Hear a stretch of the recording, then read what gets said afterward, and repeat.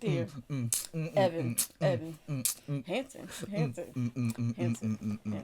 Dear Evan Hansen. Hey, I'm Jess. This is Still Star Platinum. This is Kyle, and thanks for watching. We're gonna review Dear Evan Hansen. Okay.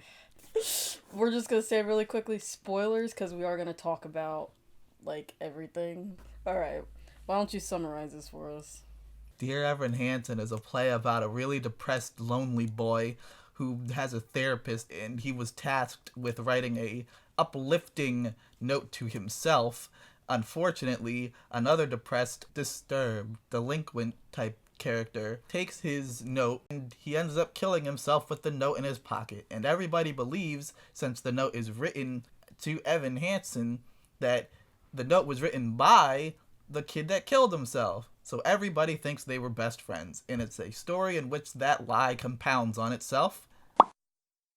But Dear Evan Hansen, we're talking about Dear Evan Hansen. We're talking about Dear Evan Hansen. Oh my god. That's a Dear Evan Hansen song.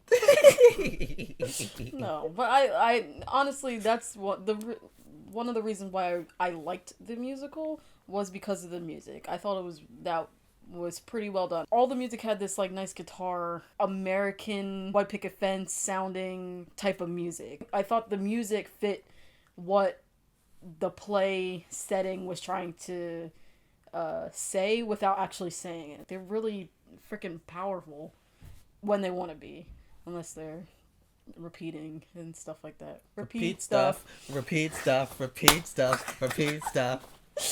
Oh my god. I am saying Lord of Darkness, repeat stuff. That's what I felt like listening to some of these things. Hey, everybody, did you know that if a tree falls in the middle of the forest and there's nobody around to hear it, does it even make a sound? Technically, no, because what we consider sound is simply wind and sound vibrations, which is just changes in the current of the wind and air, which means that it's all up to whoever's hearing it. Oh my god. So from the perspective of a human, no.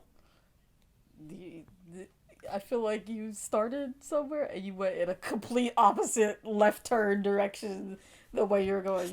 This is how these songs made me feel. They did make me feel depressed because it felt like they were hammering me to death with their message. Yes. I liked the one with the tie where he was like giving his speech. Oh, at the place. He puts Connor's tie on and is like, I'm Connor now. That was the point. He lost his identity. We got it. Yeah. It's great. Good. I love Disappear, where it's Connor and Evan singing together, or I guess Connor is really the figment of Evan's imagination, so Evan's really singing by himself.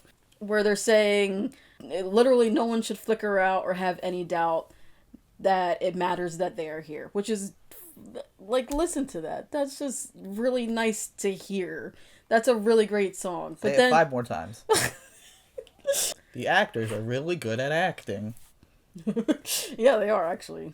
All of them at least fit what they were given very, very well. Black girl was indeed a smart black girl, and dude, my friend dude, it was in fact a scummy dude. Yep. And Connor was in fact a good figment of his imagination, because he flipped from what he was like when you saw him before he killed himself. Yeah, and then again, Ben Platt, like, kudos to him. Looking like a nerd through and through. For actually bringing like real raw emotion and crying to it's just like, he defied the necessity of makeup by crying it off. You can see the tear streaks through his, like, the tanner that they put on.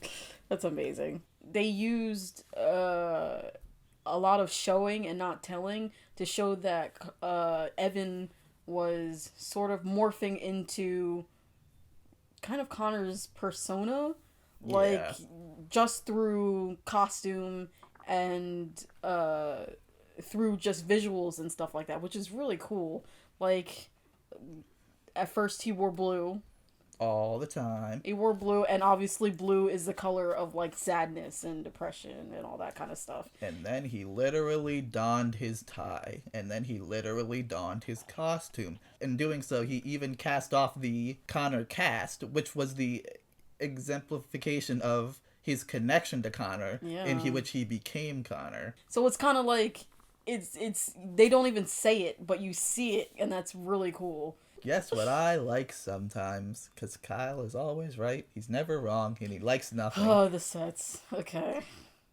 Tell you what, it looks weird as anything, and that's good when the character is feeling weird and disjointed and there's chaos. But it looks weird when you have the people coming together and it's showing the pictures of the outdoors, except it's a bunch of different windows showing different scenery, and it's like, that doesn't look good.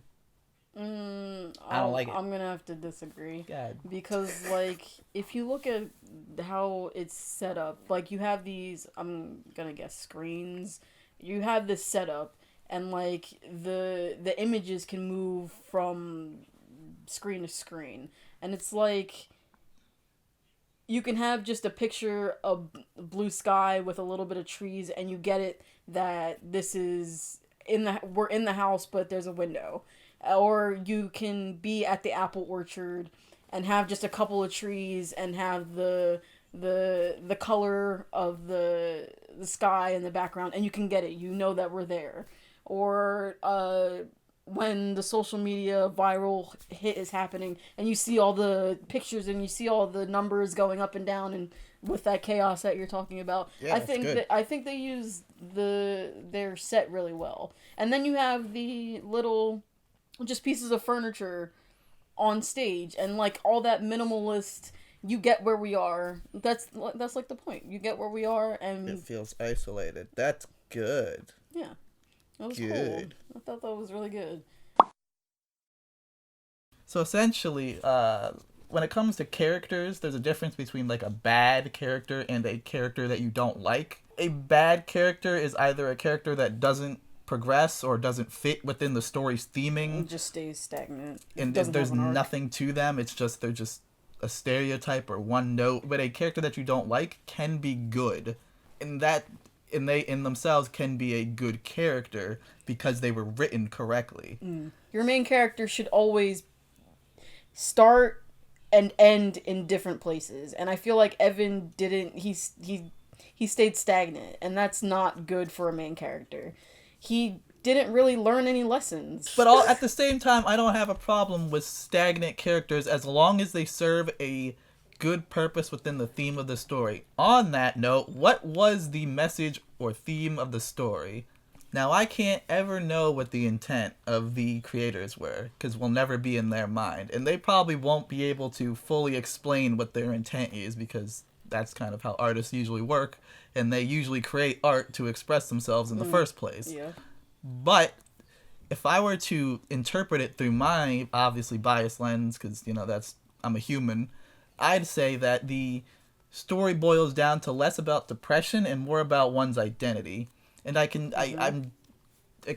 believe this mainly because of the themes that go along, or the themes and visual representations and metaphors that happen within the story. If we look at Evan's character, who should be the most important character, and if the play is about identity and finding yourself and being okay with yourself, we never see that happen with Evan. It's like we see him being down on himself, and we see the depression, and we see the anxiety, and we see him take on like Connor's position in Connor's family and all that kind of stuff, but we never see Evan become Evan. We fast forward through that. It's like we see his downfall into like hitting rock bottom when he finally reveals that he lied to this family. But after that, we see no repercussions. We see none of the learning experience that he got from this.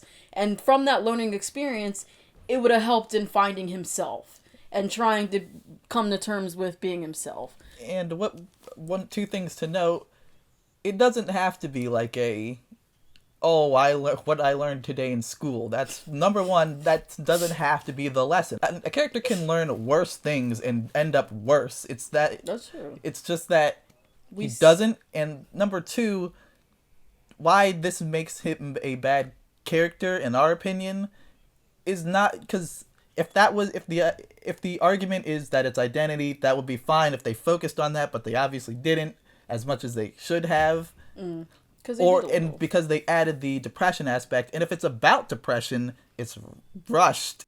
Don't get us wrong, Dear Evan Hansen is a great show. It's mixed with awesome music tied together with a story that almost anyone can relate to. The actors are amazing and they bring real raw emotion to their characters. And because of those really great elements, you tend to overlook its flaws. So it's definitely a show worth seeing. Alright, that's our review. Thank you for watching. Like if you like, subscribe if you want more content, and comment if you want to prove my cynical ass wrong. Yes, and please follow us on our social media accounts. They're right here. Instagram, Tumblr, Twitter. If you want, we draw comics and we'll have announcements on them as well. And that's pretty much it. Oh, God!